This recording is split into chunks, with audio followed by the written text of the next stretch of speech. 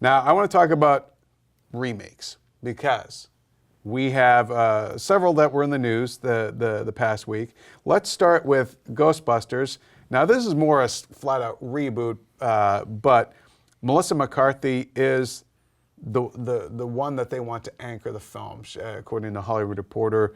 But she's very busy scheduled between her film commitments, and she still has that TV show, Mike and Molly. Right. Okay, real quick question. Honest to God, do you know anyone who watches Mike and Molly? I honestly don't, but I've never seen an episode of it. Maybe I'll see it in passing or something, but like... I suspect it's the same people who like post endless tuna casserole recipes on Pinterest. I think that's probably like the audience, stuck right? On this show, like it's kind of like the way like is she stuck or is it something that she wants to do? You know, like that. I don't know. I don't really know where her head's at with that, but you know, I'll tell you one thing: like incremental TV money over several seasons is great, and then once you start getting to the tail end of it, like if you want to hit that 100 episodes, when you hit 100 episodes on TV, you get syndication, and then it's basically like you're getting paychecks for life. It's like a pension. Yeah. So that's yeah, pretty awesome. I think. So what we're saying is, you all need to go get your own sitcom and just hang in there for 100 episodes. Just do as many, jump the shark episodes as you want. Doesn't matter. Just do very special episodes every 3.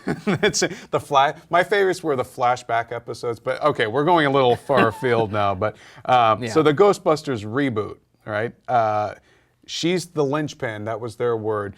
So if they don't get her, they're going to look at some other people. I'm not really sure who else could anchor a Ghostbusters reboot. Who's like, I think you're looking at that point. You're looking at somebody like Kristen Wiig. Some of the other names, Amy Poehler, maybe. Amy Poehler, Tina Fey. But some of the other names mentioned were for different characters were Emma Stone, Jennifer Lawrence, which I found kind of weird. Interesting. I think she could do comedy though, pretty well. Yeah, I think she's funny, but I think Emma Stone seems to fit that world a little bit better. Yeah. But like, I do see why they feel like they got to get Melissa McCarthy. But are there any actresses you think would be considered more straight dramatic actors that could anchor this? I mean, look, Sony loves Cameron Diaz. Oh, you know who I think would be awesome and does comedy? I'm not saying I want Cameron Diaz and Ghostbusters. Does comedy really well, but I don't know if she would work or even want to do it. It's Charlize Theron.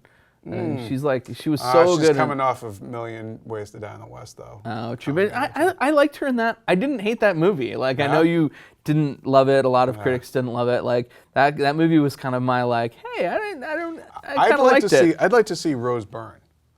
Oh, Rose Byrne's funny. She's funny. She was really funny in Neighbors, like in a subtle way. I think she did a lot in that movie. And she just did Spy with Paul Feig or Feig. I forget how you say his name. And then and Melissa McCarthy, and they're of course he's doing Ghostbusters, so I wouldn't mind seeing her. On the team. And then a couple of other remakes in the news this week. Escape from New York. Okay. Now, this remake was bouncing around for a while. It was in Fox. I mean, it was at New Line. Now Fox has it. And they say that John Carpenter is going to be on board as an executive producer. Good news, right? No, I don't think so. You don't think that's good news? No, because an executive producer credit is nothing. You could get one for just buying lunch, I think. And also... It's probably that nod to the Escape from New York fans who hope he's involved in some way. But Carpenter for years has just been like... He's let them do Halloween. He's taken like the money and looked the other way. And I don't think him being on board is necessarily a sign that it's gonna work. He has to do the synth score. That's what I want. If he does really the synth score, he's a great unsung composer. Yeah. I would love it if they like brought him in that way. Yeah, this is what we're gonna do now. I'm just gonna do the song as you talk. So I think I don't think Escape from New York is a bad idea to reboot necessarily. But New York seems to be. How would you kind of update it? Would you still keep it the New York it's turned into a prison, or do you think it'll be? Will they make it more topical in that it was a virus killed everything, kind of like Planet of the Apes? And here's what I hope you could do an Escape from New York, Planet of the Apes crossover. What? Hold on. Here's my bad idea of the day. Internet, get ready to be pissed at me for a long time. Here comes a terrible pitch. Okay. Escape from New York, Planet of the Apes crossover. The virus has wiped out most of New York, but the convicts who were left and somehow survived have basically taken it over. While Caesar and company got to get out of San Francisco, they somehow end up in New York where they hear there's a big Statue of Liberty lying over there.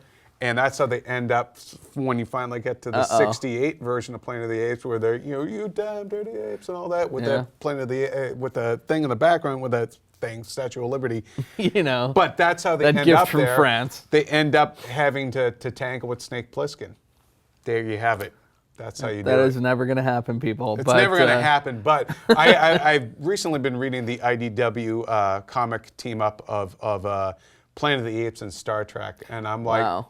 How come that has not happened before? Just get that on the. So one Planet of the Apes is on its own. Well, Fox owns them both. Planet of the Apes is on its own track right now. Obviously. I know. I got pushed in another year too. But that's fine. I mean. Yeah, I'd rather them wait. Personally, I'm just like, let's make good movies, and if they need to get pushed, let's push them. Okay, one more remake to talk about.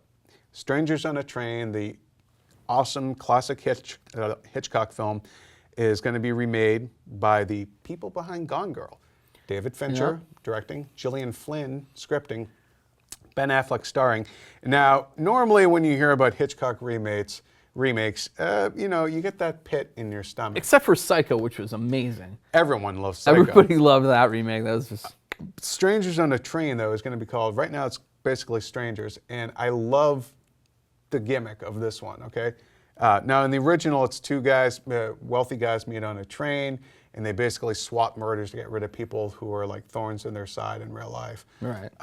In real life, in their lives. In real movie life. One's a tennis pro and all that.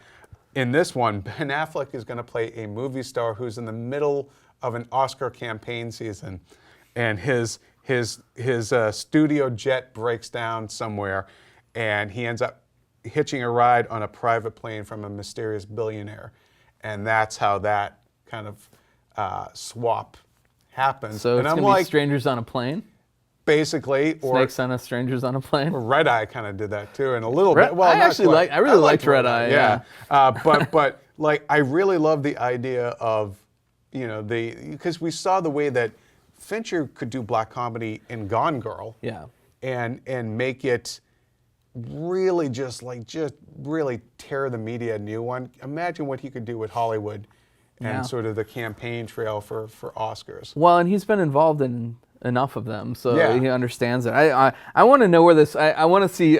This probably came together over lunch. Like at Gone Girl, they're all sitting around craft services eating their spinach wraps or whatever, and they're like, "What's your favorite Hitchcock movie?"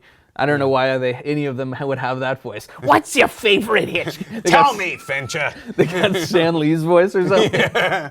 It's two words. It's Rosamund Stan Pike. And Lee. So yeah, but can't you just see that? They're sitting around like huddled up like, okay, I'm on board. I'm on board. Yeah. And then, I think that could be cool. It sounds like enough of a different idea, and there are enough cool people involved with it that it could be high quality. Trust, yeah.